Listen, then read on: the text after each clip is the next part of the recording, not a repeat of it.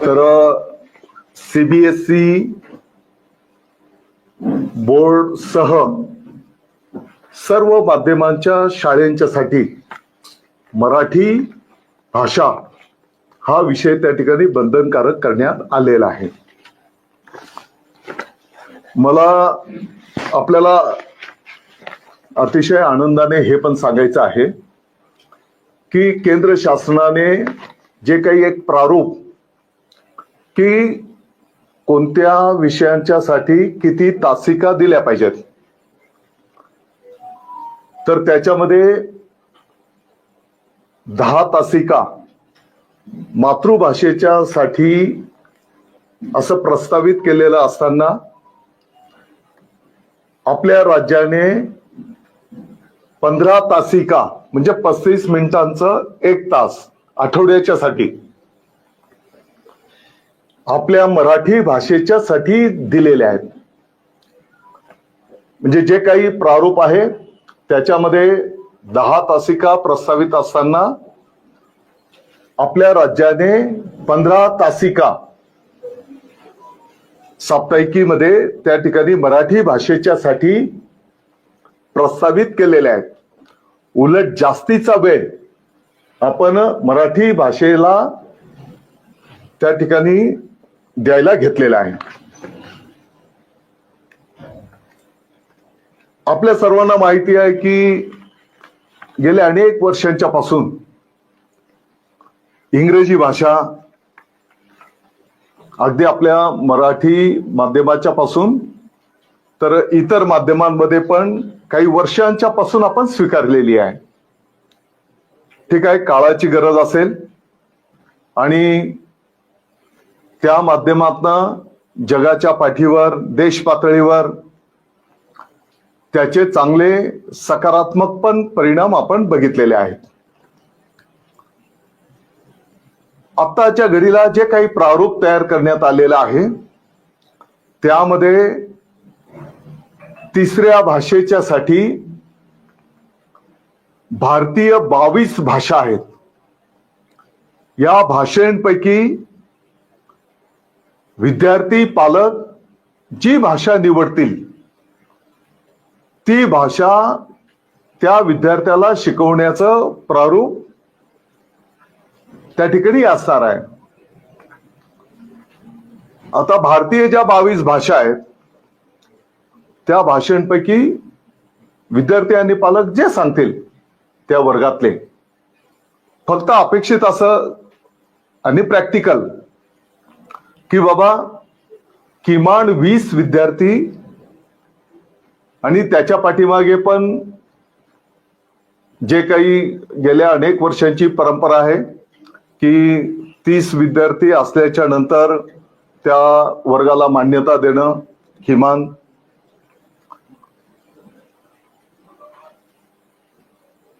तरी हे 20 किमान 20 पेक्षा जास्त विद्यार्थी जी भाषा मागणी करतील त्याप्रमाणे त्या भाषेचा शिक्षक त्या ठिकाणी उपलब्ध करून दिला जाईल. त्यापेक्षा कमी संख्या असेल तर जे काही ई प्रणाली शिक्षण पद्धती आहे त्या शिक्षण पद्धतीच्या द्वारे त्या ठिकाणी शिक्षण दिलं जाईल. आता जेव्हा आपण तिसऱ्या भाषेच्या विषयी बोलतो आहोत तर कोणती विशिष्ट भाषा ही विद्यार्थी पालकांनी घ्यावी असं कुठेही बंधनकारक नाही. मराठी भाषा हा विषय सर्व माध्यमांच्या मध्ये बंधनकारक. आताच्या घडीला जे काही तिसऱ्या भाषेच्या संदर्भात प्रस्तावित करण्यात आलेलं होतं तर साधारणपणे पहिली दुसरीच्या विद्यार्थ्यांच्या साठी चित्रांच्या द्वारे काही लहान बाळांना मुलांना विद्यार्थ्यांना बडबड गीते या माध्यमातून शिक्षण दिलं जात आहे. साधारणपणे पहिली दुसरीला विद्यार्थ्यांना कुठलंही पुस्तक नाही, कुठलंही इतर त्या तिसऱ्या भाषेचं साहित्य नाही. शिक्षकांच्या साठीच पुस्तक असेल आणि शिक्षक त्या पुस्तकामध्ये, आता उदाहरणार्थ लहान बाळांना, मुलांना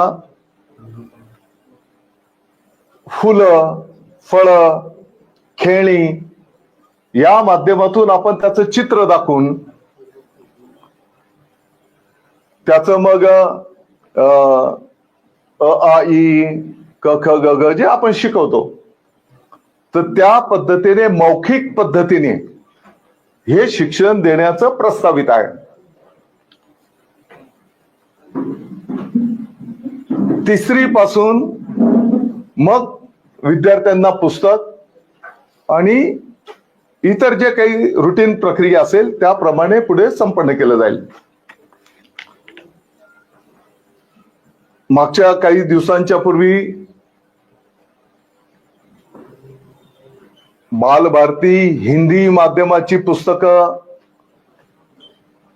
कुठे काळं फासणं, जाळणं हे जे काही करण्यात आलं आणि जे काही असं एक प्रकारे दाखवलं गेलं की ऑलरेडी ही पुस्तकं विभागाने छापून बाजारामध्ये आणलेली पण आहेत, विद्यार्थ्यांना उपलब्ध करून दिलेले आहेत.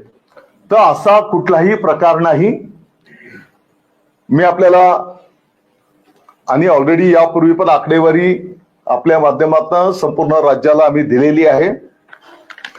किती माध्यमांच्या किती शाळा आहेत त्याची पण माहिती आपल्या समोर मी ठेवतो. मला वाटतं की काही हजारामध्ये इतर माध्यमांच्या पण शाळा आहेत. ती यादी त्याप्रमाणे आहे इथेच आहे. साधारणपणे मराठी माध्यमांच्या 85,702 शाळा आहेत. 1,27,000 त्याच्या पुढे विद्यार्थ्यांची संख्या आहे. 4,55,000 शिक्षक बांधवांची संख्या आहे. इंग्रजी माध्यमांची 15,000च्या पुढे शाळा आहेत. विद्यार्थ्यांची संख्या 66 लाखाच्या पुढे आहे, जवळपास 67 लाख. आणि 2,34,000च्या पुढे शिक्षक बांधवांची संख्या आहे. पुढे हिंदीच्या 5,000च्या पुढे शाळा आहेत. 12,52,000च्या पुढे विद्यार्थी आहेत. 37,000च्या पुढे शिक्षकांची संख्या आहे. उर्दूच्या 1,600 शाळा आहेत. 4 लाखाच्या पुढे विद्यार्थी आहेत. 13,000च्या पुढे शिक्षक बांधव आहेत. गुजराती शाळा 322 आहेत. 33,000च्या पुढे विद्यार्थ्यांची संख्या आहे. 1,300च्या पुढे शिक्षकांची संख्या आहे.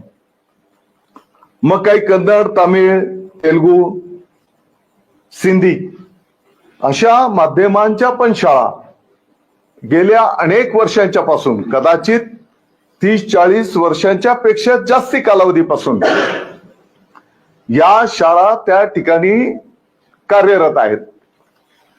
आणि या शाळेंच्यासाठी जे काही आपले बालभारतीची पुस्तकं लागतात, गेल्या 30-40 वर्षाच्या पासूनची जी परंपरा आहे त्या परंपरेप्रमाणे ती पुस्तकं बाजारामध्ये आहेत. नवीन निर्णयाप्रमाणे कुठलंही पुस्तक छापण्यात आलेलं नाही, मग बाजारामध्ये उपलब्ध होण्याचा विषयच निर्माण होत नाही. हे पण मला आपल्या माध्यमातून संपूर्ण महाराष्ट्राच्या कानावर त्या ठिकाणी घालायचं आहे. मला वाटतं की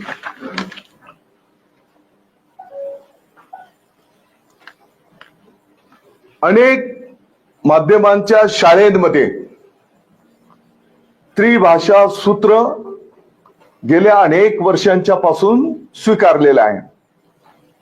उदाहरणार्थ जसं मी आता सांगितलं की हे जे काही इंग्रजी पासून तर तेलुगू पर्यंत ज्या काही हजारातल्या शाळा आहेत, या शाळेंमध्ये त्रिभाषा सूत्र म्हणजे ती ज्या माध्यमाची शाळा असेल ती भाषा, मराठी बंधनकारक आहे, इंग्रजी, अशा पद्धतीने पहिलीपासून या विद्यार्थ्यांना त्या ठिकाणी शिक्षण गेल्या अनेक वर्षांच्या पासून दिलं जात आहे.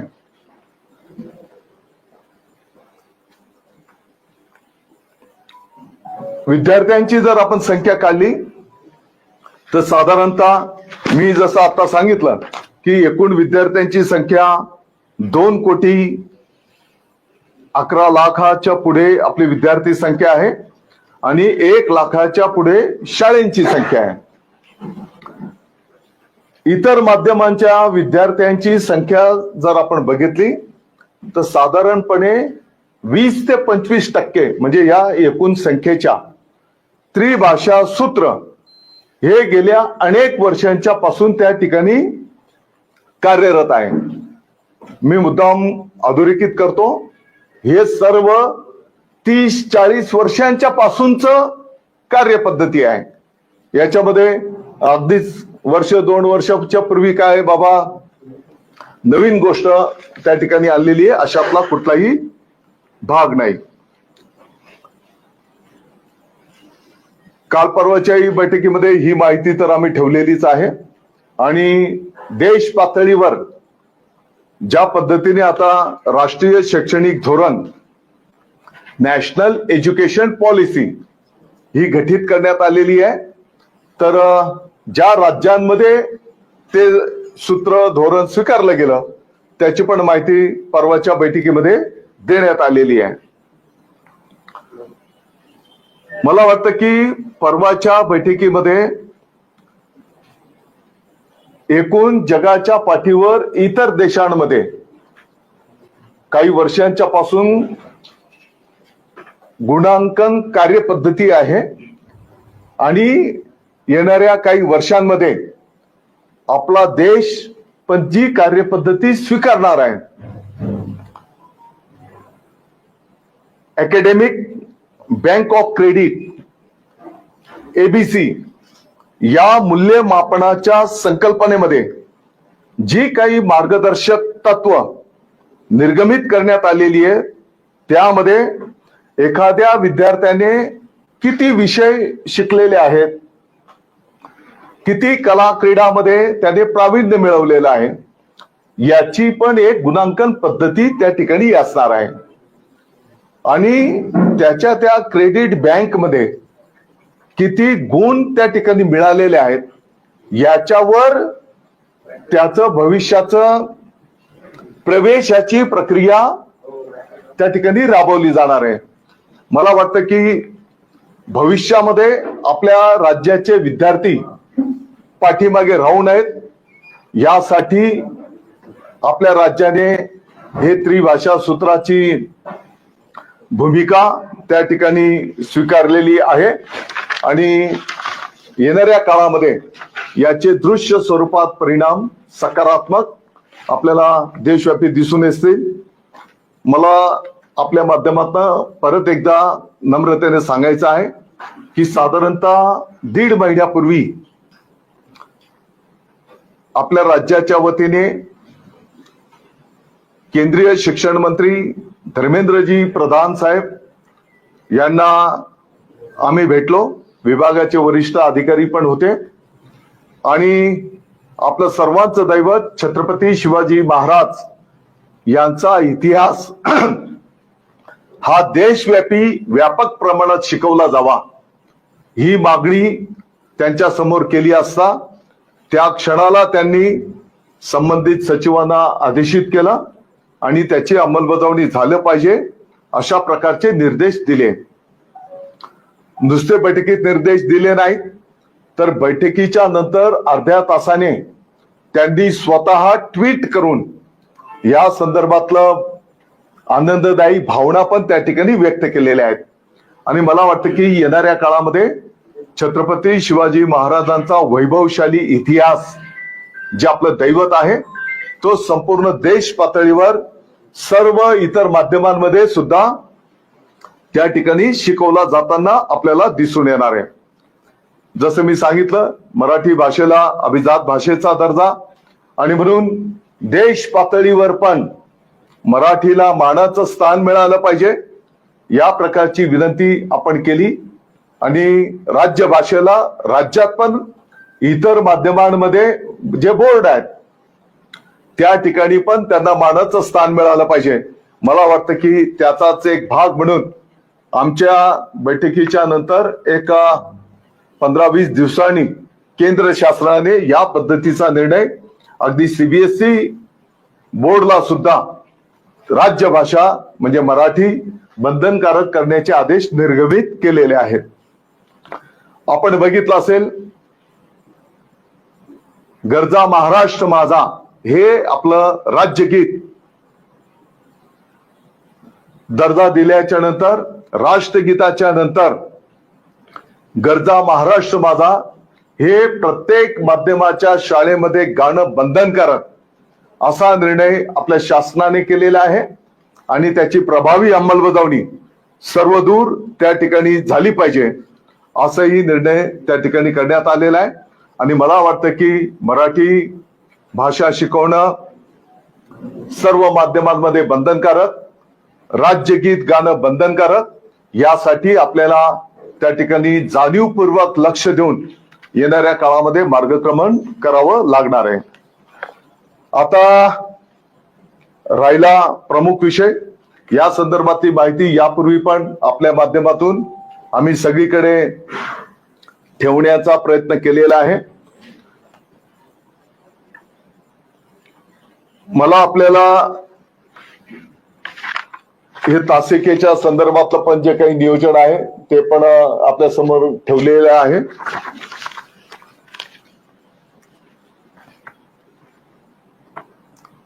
आपल्या माध्यमातून मला महाराष्ट्राच्या सर्व नागरिकांना, सर्व विद्यार्थी पालकांना नम्रतेने काही कागदपत्रांच्या माध्यमातून काही माहिती द्यायची आहे.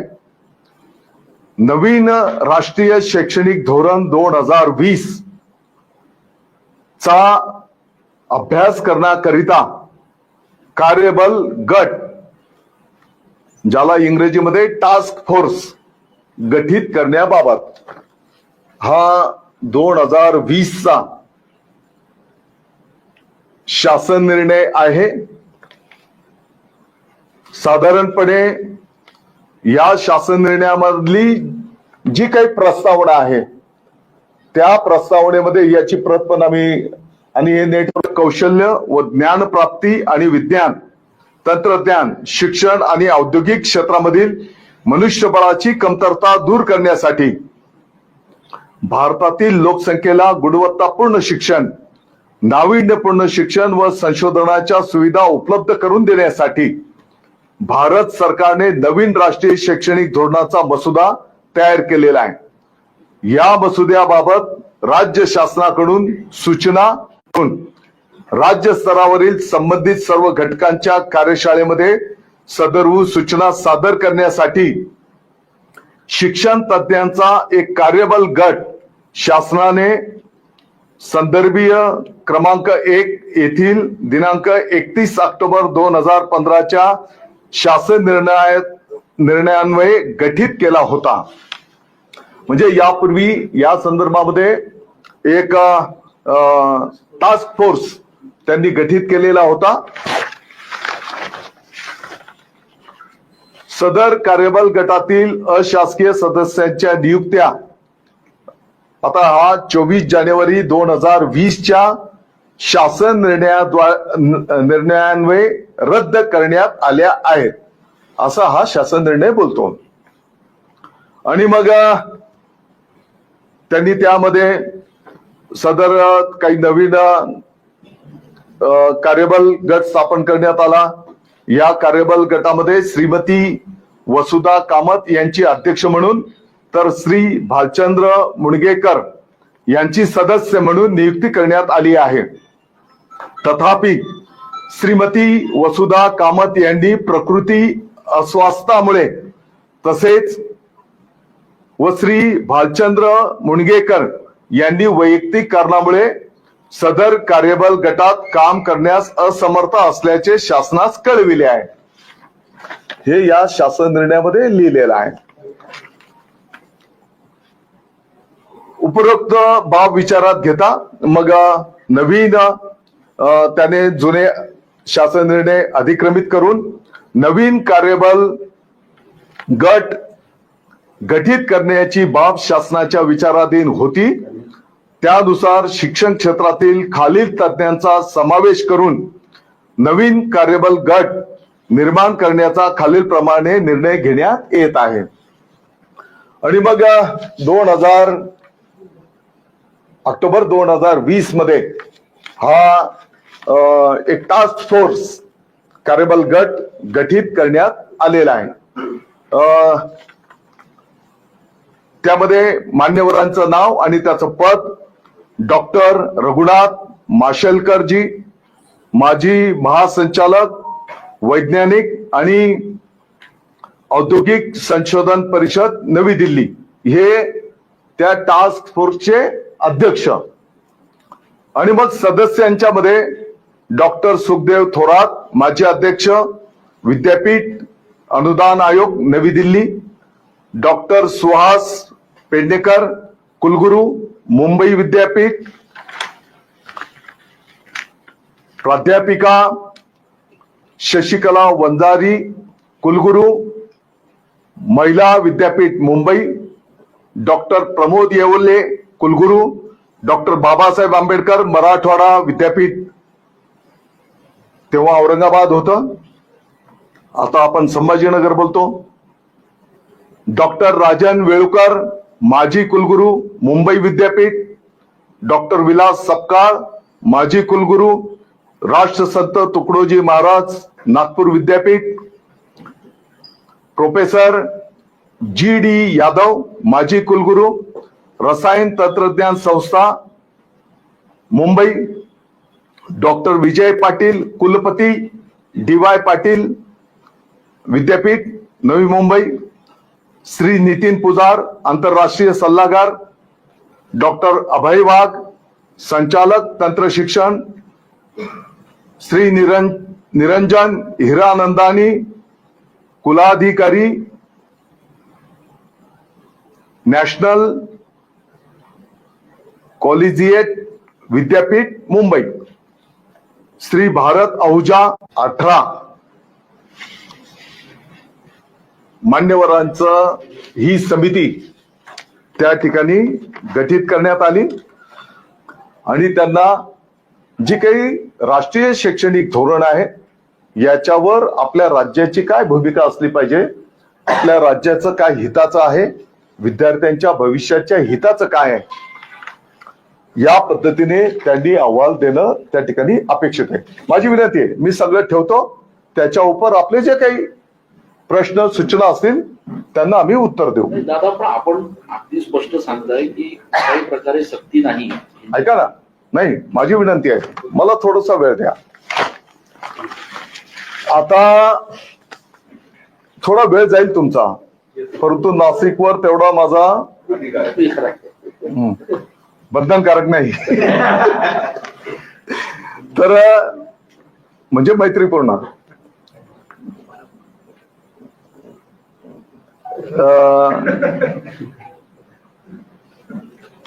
हा टास्क फोर्स गठीत करण्यात आला.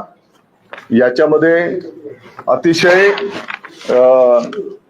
मान्यवर की ज्यांचं शिक्षण क्षेत्रामध्ये, आणि मी तुम्हाला सगळं डिटेल सांगितलेलं आहे. आता हा टास्क फोर्स जेव्हा निर्माण करण्यात आला, किंबहुना या टास्क फोर्सने आपला अहवाल सादर केलेला आहे. त्या अहवालामध्ये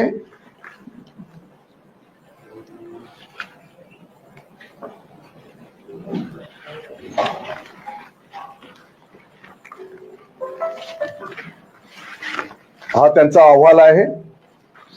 त्या अहवालामध्ये अकॅडमिक बँक ऑफ क्रेडिट्स याचं plan to establish a uniform academic bank of credits across all state universities is urgent.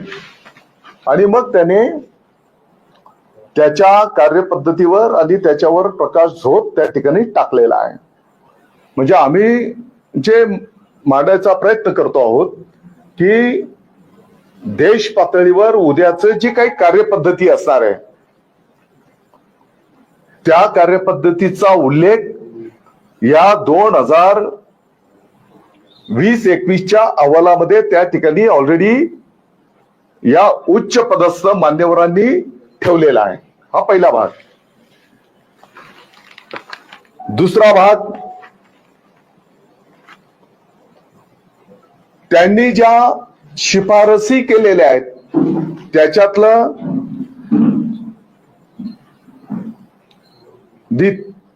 तिसरी भाषेच्या संदर्भामध्ये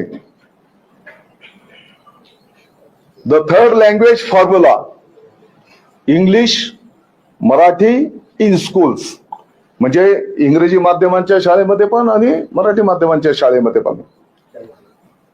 त्यामध्ये हे आमचं मत नाही किंवा आम्ही हे बंधनकारक पण बोलू इच्छित नाही. भारतीय ज्या 20 भाषा आहेत या भाषेच्या पैकी विद्यार्थी आणि पालक यांनी त्यांची भाषा निवडायची आहे. आता या अहवालामध्ये असं लिहिलेलं आहे,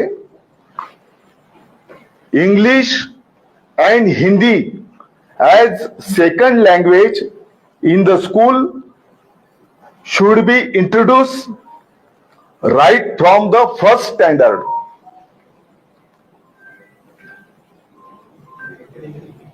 हे टास्क फोर्स कधी निर्माण झाला? 2020 येतोय ना टास्क फोर्स 2020 मध्ये. त्याच्यामध्ये त्या अहवालामध्ये हे लिहिलेलं आहे.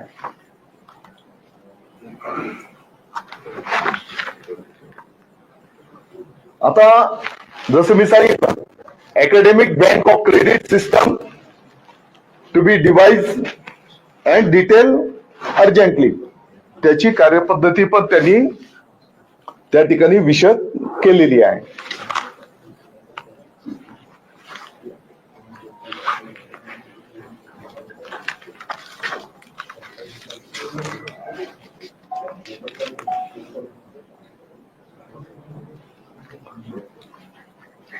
भाषेच्या संदर्भामध्ये at the same time teaching of English and Hindi as second language should be made compulsory right from first standard to 12th standard and if necessary also during 3-4 years of college education, असं त्या अहवालामध्ये त्यांनी नमूद केलेलं आहे. हा त्यांचा सविस्तर अहवाल आहे आणि या अहवालाच्या नंतर प्रत्येक विषयाचं प्रारूप आणि त्याच्या अंमलबजावणीच्या साठी पण आणखी 5 समित्या गठीत करण्यात आल्या. मी त्या विषयावर जाऊन आपला वेळ मी काही घेऊ इच्छित नाही. तदनंतर ऐका ना आता मूळ विषयावर मी येतो आहे. हे सगळं पार्श्वभूमी आहे. साधारणपणे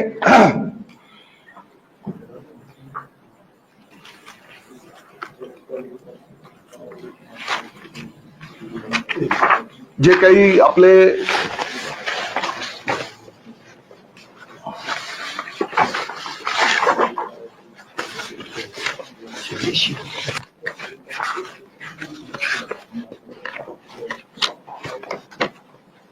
शासन निर्णय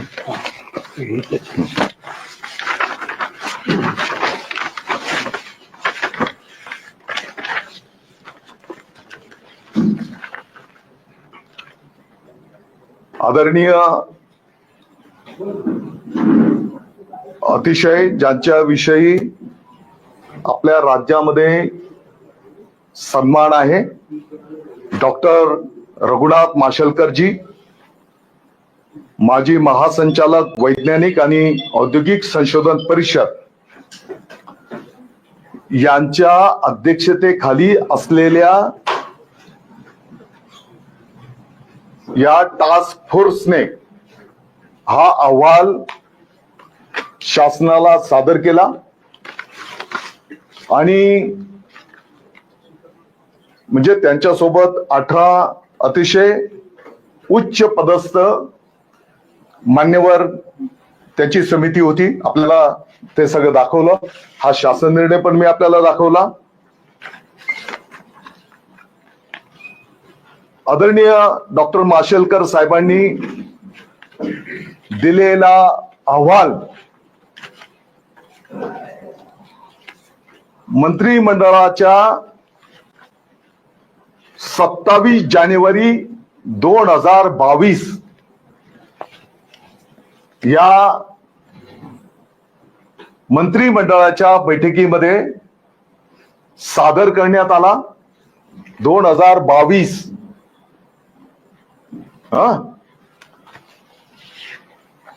आणि त्या दिवशी त्या अहवालाला स्वीकृती देण्यात आली. अहवालामध्ये काय काय लिहिलेलं आहे मी आपल्या माध्यमातून रेकॉर्डवर आणलेलं आहे. आणि 27 जानेवारी 2022 ला हा अहवाल मंत्रिमंडळाने स्वीकारला. त्या दिवशी योगायोग असेल 5 प्रमुख विषय मंत्रिमंडळाच्या समोर होते. पहिलाच विषय होता राष्ट्रीय शैक्षणिक धोरण 2020 धोरण अंमलबजावणीसाठी मुख्यमंत्र्यांच्या अध्यक्षतेखाली कार्यगट. हे त्या मंत्रिमंडळाच्या बैठकीतलं प्रमुख पहिला विषय होता. आणि जे काही 5 विषय होते माहित नाही काय योगायोग असेल. 5वा विषय होता super market walk in store मध्ये शेल्फ इन शॉप पद्धतीने वाईन विक्रीची संकल्पना. हा पण विषय त्या मंत्रिमंडळाच्या बैठकीत होता. आपल्याला सर्वांना ज्ञात आहे महाराष्ट्राला माहिती आहे 2020-21 मध्ये आपल्या या महाराष्ट्राच्या राज्याचं जे काही मंत्रिमंडळ अस्तित्वात होतं त्यामध्ये महाराष्ट्राचे मुख्यमंत्री म्हणून माननीय श्री उद्धव बाळासाहेब ठाकरे साहेब होते. उपमुख्यमंत्री माननीय अजितदादा अनंतराव पवार हे उपमुख्यमंत्री होते. आणि त्यांच्याकडे वित्त नियोजन राज्य उत्पादन शुल्क अशा एकनाथ गायकवाड ताई होत्या. श्री उदय रवींद्र सामंत साहेब उच्च तंत्र शिक्षण मंत्री होते. दादाजी दगडू भुसे मंत्रीगण आहेत. त्याच्यामध्ये श्री आदित्य उद्धव ठाकरे हे पण मंत्री महोदय तिकडं होते. आणि हे काही गोपनीय गोष्ट नाही आहे. अख्ख्या महाराष्ट्राला हे सगळं माहिती आहे. मला वाटतं की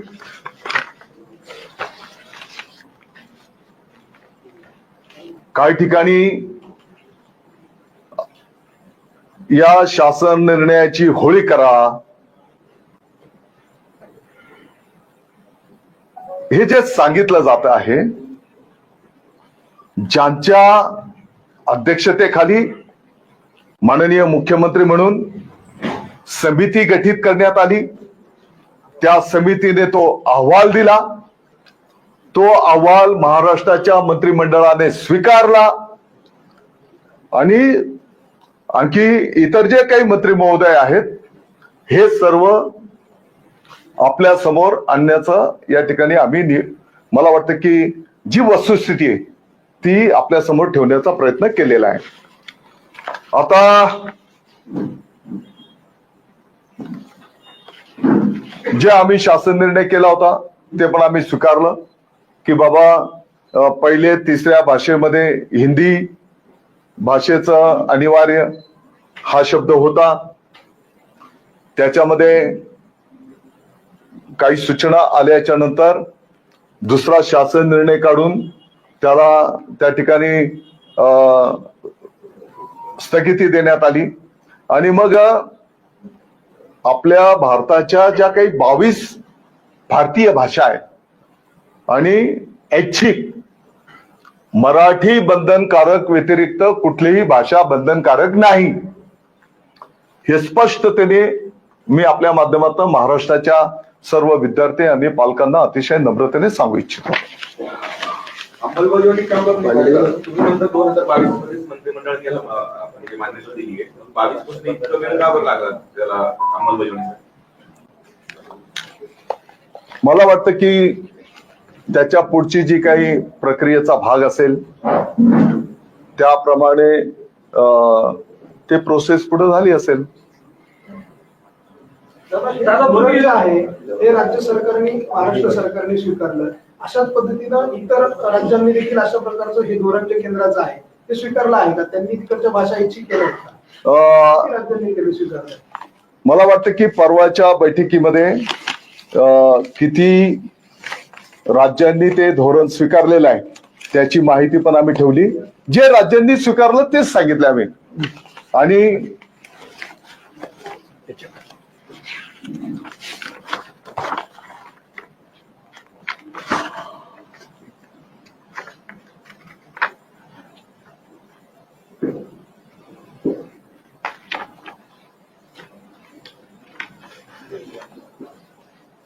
ज्या काही 4-5 राज्यांनी आणि 1-2 राज्यांनी पहिलीपासून स्वीकारला, काही 5-7 मोठ्या राज्यांनी तिसरी पासून स्वीकारला आणि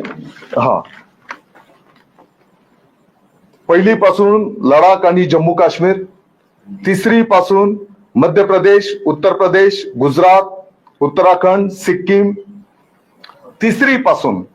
आणि आता हे जसं आपण इंग्रजी मागच्या 10-15 वर्षापूर्वी स्वीकारलं आणि मग टप्प्याटप्प्याने इतर राज्यांमध्ये पण इंग्रजी स्वीकारलं गेलं. मला वाटतं की हे तिसरी पासून जे बोलतायत तर पहिली दुसरी आपल्याकडे पण जे काही आपण आत्ताच्या घडीला प्रस्तावित केलं होतं ते मौखिक आहे. कुठल्याही विद्यार्थ्यांना पुस्तक नाही आणि विशिष्ट भाषा बंधनकारक असा कुठलाही विषय नाही. आपण राज ठाकरेंना भेटला होता. राज ठाकरेंनी म्हणजे मोर्चाची घोषणा केली होती त्यावेळेला तुम्ही ह्या सगळ्या बाबी त्यांच्या निदर्शनास आणून दिल्या नव्हत्या का?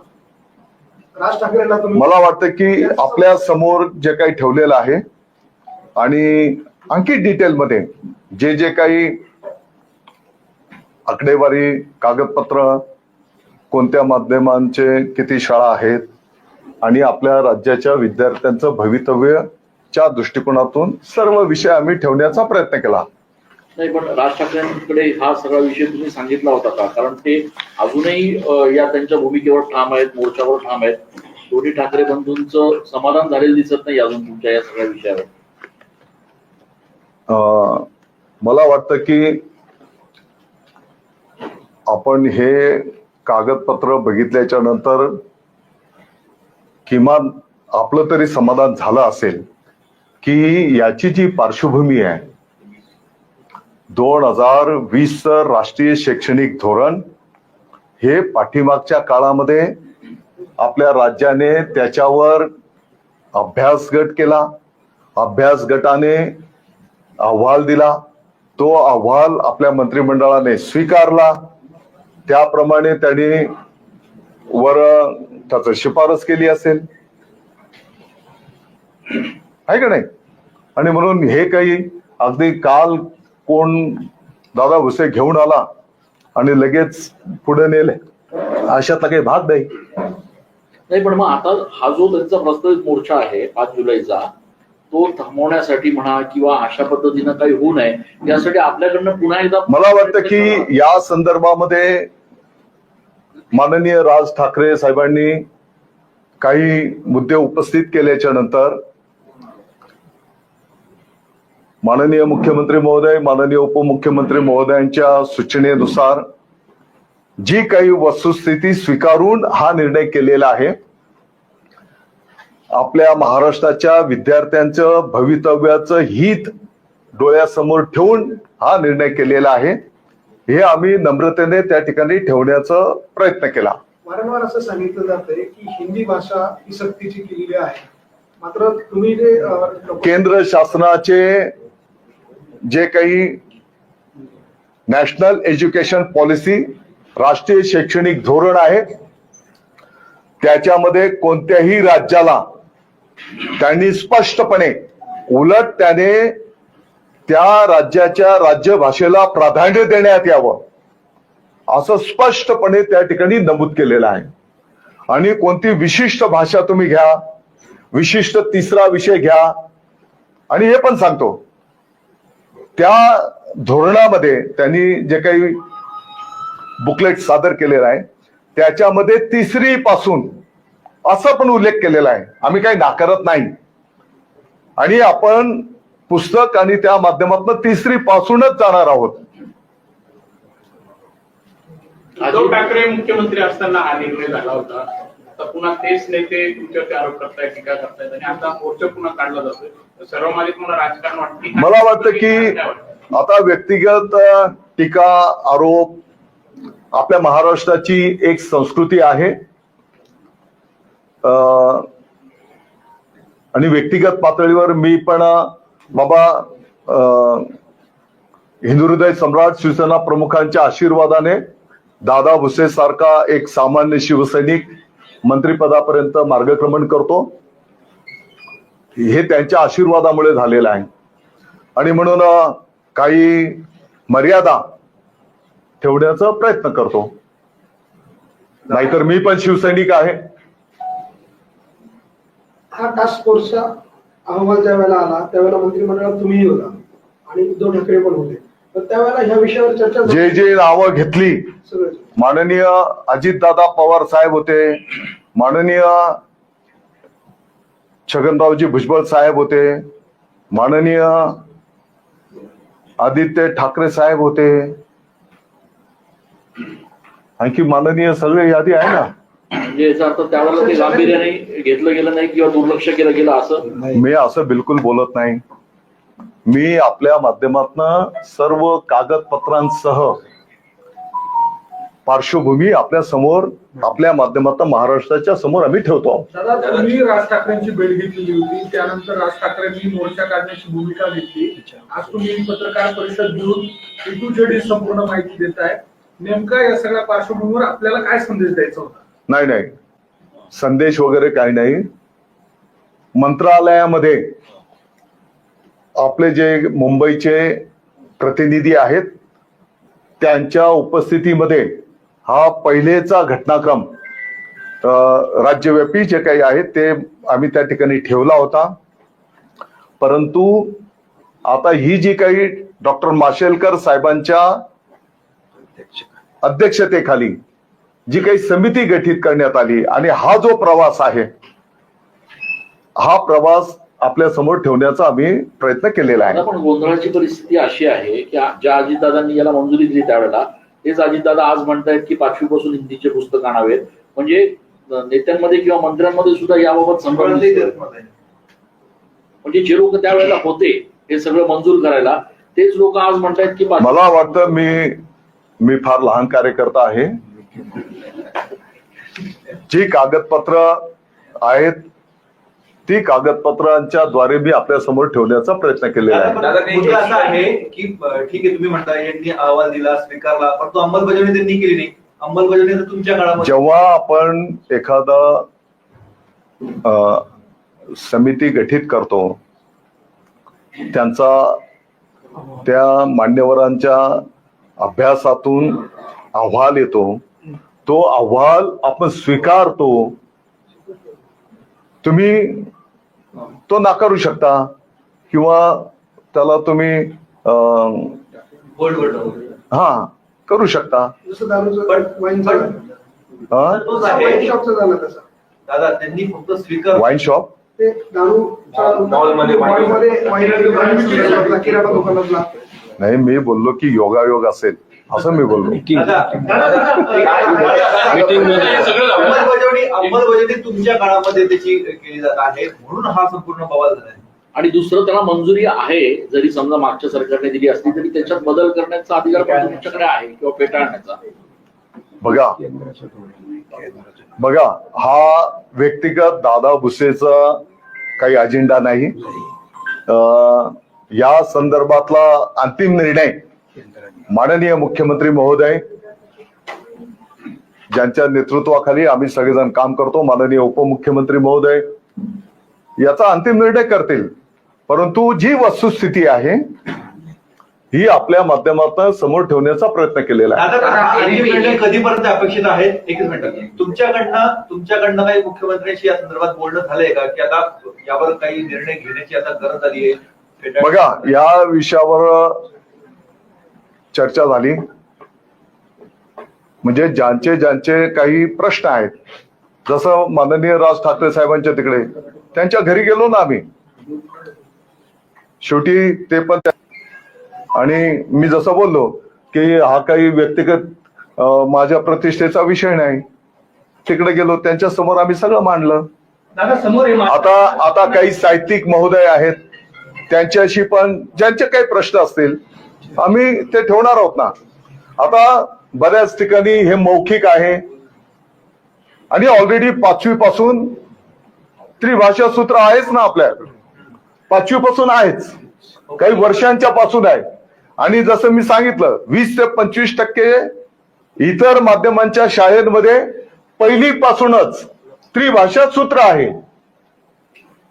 20 ते 25% विद्यार्थी आज आपल्या राज्यामध्ये काही वर्षांच्या पासून त्रिभाषा सूत्राप्रमाणे त्यांना शिक्षण दिलं जात आहे. नाही, मुद्दा तोच आहे की जरी समजा त्याला मंजुरी जरी दिली गेलेली असली तरी तुमच्या अधिकारामध्ये हिंदी सक्ती हा विषय तुम्ही रद्द नाही. माझी तुम्हाला विनंती आहे, मी हिंदी सक्ती किंवा कोणती भाषा सक्ती असा शब्द निघाला का? नाही, त्या अहवालात जे म्हणताय ते कुठे? दादा ते त्यांनी म्हटलेलं आहे. त्या आम्ही म्हटलंय का? तो अहवाल आम्ही तयार केला आहे का? पण याला जोडून तुम्ही जसं म्हणले की 25% माध्यमांमध्ये किंवा इतर माध्यमांमध्ये 25% असं 20 ते 25%. तीन भाषा या शिकवल्या जातात.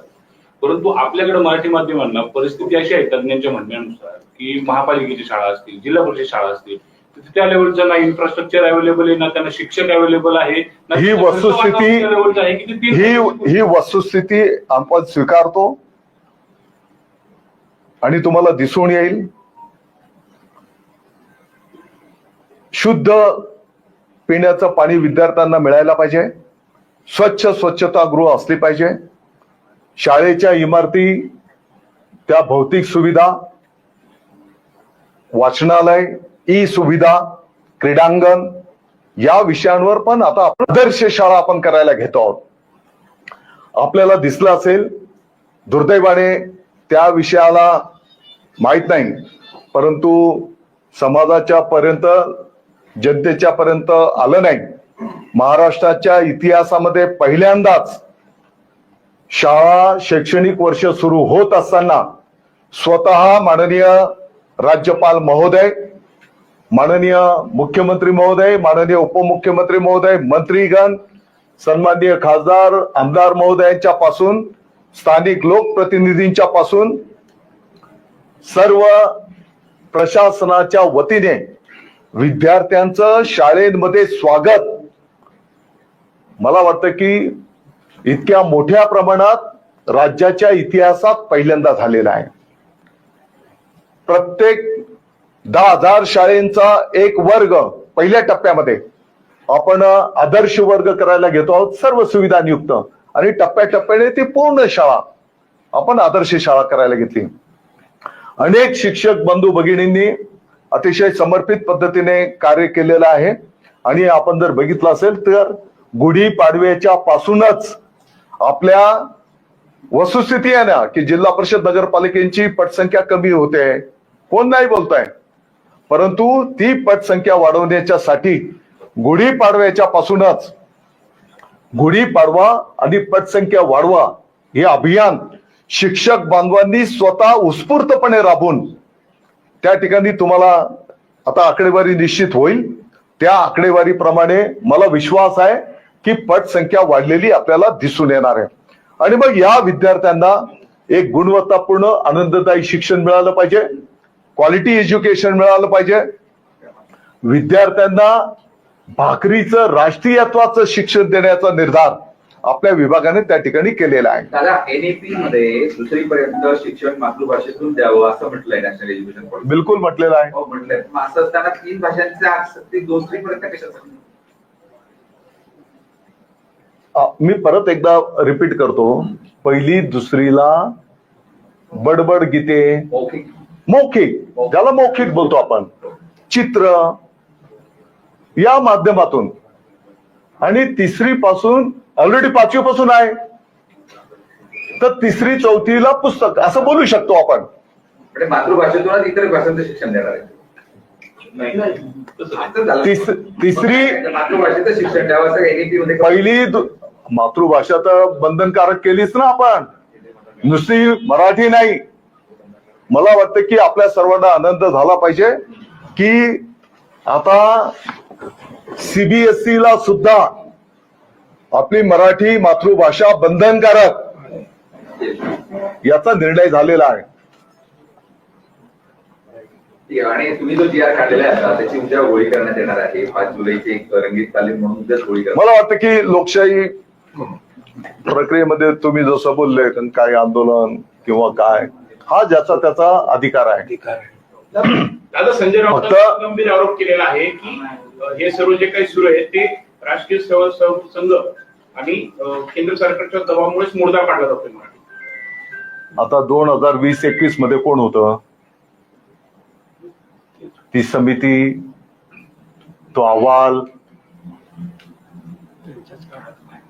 कोण होतंय? मी तुम्हाला मंत्रिमंडळ दाखवलं ना, अहवाल दाखवला. मला वाटतं की अभ्यास करून बोललं पाहिजे त्यांनी, आणि एका संयमतेने कोण पण असू दे, दादा भुसे असू दे, आणखी कोण पण असू दे. देवेंद्र फडणवीस ठाम आहेत या अंमलबजावणीवरती किंवा हा निर्णय असा काही मी आपल्याला नम्रतेने सांगू इच्छितो की हा कोणाच्याही व्यक्तिगत प्रतिष्ठेचा विषय नाही. हा विषय आपल्या महाराष्ट्राच्या विद्यार्थ्यांचं हित डोळ्यासमोर ठेवून घेतलेला आहे. परत मी आपल्याला रिपीट करतो, याचा अंतिम निर्णय माननीय मुख्यमंत्री महोदय, माननीय उपमुख्यमंत्री महोदय करतील. आणि जे